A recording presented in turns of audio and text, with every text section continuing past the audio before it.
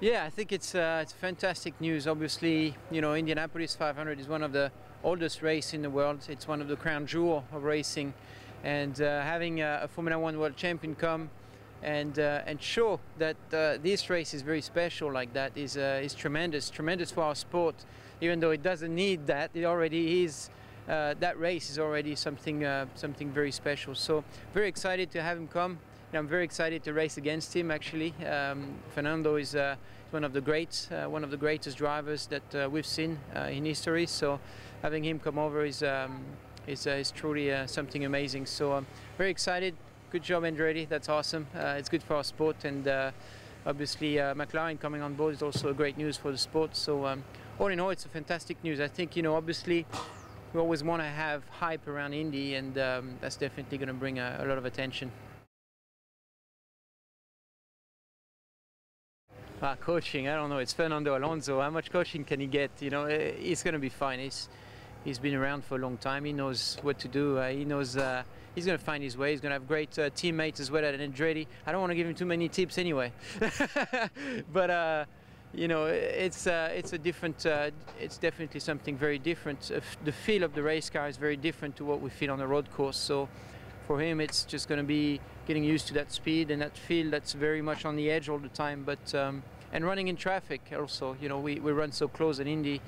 It's more about where you place yourself and how you manage your race at the beginning of the race and how you place yourself at the end. I always call it a chess game, and I think that's what he's going to discover during the race.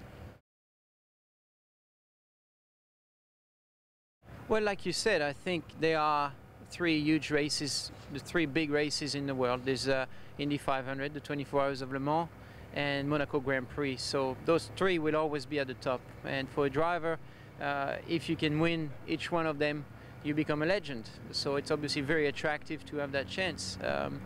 So I think, you know, obviously it will open up a lot of eyes, I think, in Europe about IndyCar, about the Indianapolis 500. And I think for us, it just shows that we're on the right side of the slope. You know, our ratings are increasing, the attention for the sport is increasing. So I think this is again a really good boost for the future.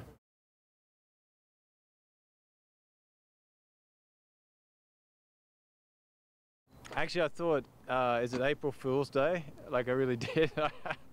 But it's amazing. It's great for the series. Very cool to have a guy like that racing and trying an oval, and the probably toughest, biggest oval. He's with a great team, so yeah, I really think that is great news. Yeah, creep up slowly. I think these cars, I mean, you get a sense of comfort around there until it catches you out.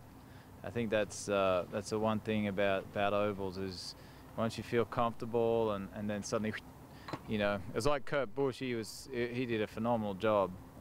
You know, he's obviously an amazing talent, but he had that one bobble, and then he kind of said, "Oh yeah, now I know. I see what you guys mean. Like, it just catches you like that. You're not ready."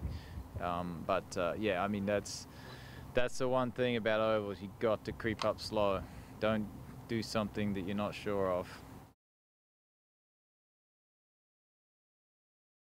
I think he's starting a trend. I think Kurt Busch really started a trend for the NASCAR guys. You know, you see a couple of the other guys kind of interested, and he showed that you can turn up and do it well. Like, Kurt was a serious contender. I mean, he was right there in the top 6 at the end, and you know, and I think that'll be similar with Alonso. If he has a great car, I mean, he'll be right up there. So I think that will set a trend, which is great for IndyCar.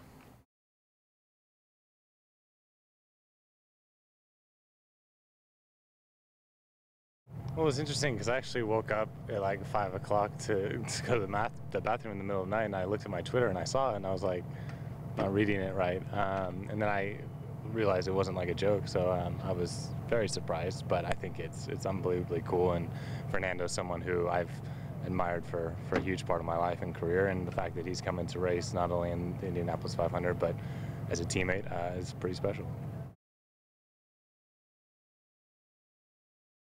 I think he'll be surprised. you know, I had Phoenix, which is very different, but you kind of at least get into the mindset, I guess, of an oval. You know, there's the special thing about the 500 is you have so much practice time. So I think initially it'll be pretty eye-opening, but he'll adapt to it very quickly, and I have no doubt that it'll be competitive. I think the hardest thing for him will be kind of the openness of everything. You know, Formula One's very used to there's firm boundaries among not only team members, but how race weekends are operated and such. And IndyCar is more of a relaxed environment, and I think he'll enjoy it. Just knowing him as a person, he's very laid back and very much of a Spanish mentality. So I think he'll fit in just fine, and I think he'll be surprised with competitiveness, as I was and as everyone is that comes into the Rise IndyCar series for the first time. No, because I'm planning on going for 2 for 2. So, you know, like I said, I'm sure it'll be competitive, but we have every intention of going and trying to win it again.